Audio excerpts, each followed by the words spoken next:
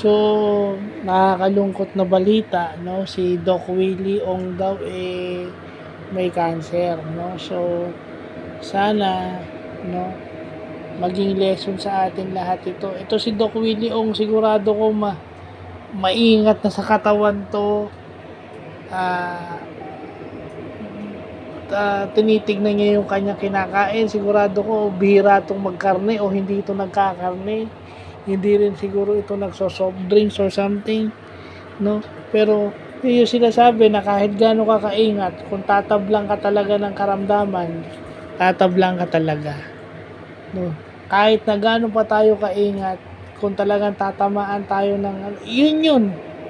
The most important thing is Doc Willie Ong knows what to do. Kasi isa siyang doktor. Yun ang kaibahan niya. Pero even doctors like Dr. Willie Ong goes through sickness like ordinary people did. Mayaman, mahirap. So, yun lang. Kesa masyado tayong ayun eh. Di ba tingnan mo yung positivity ni Doc Willie? Very positive siya. Di ba?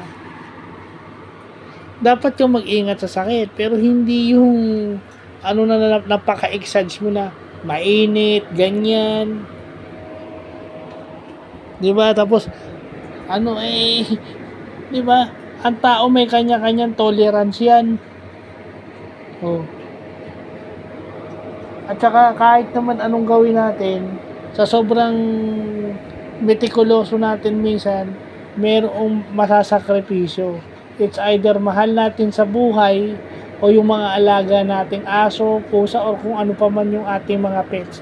Even our pets is the sacrificial lamb o parang collateral damage do sa ating pagiging metikuloso bilang tao.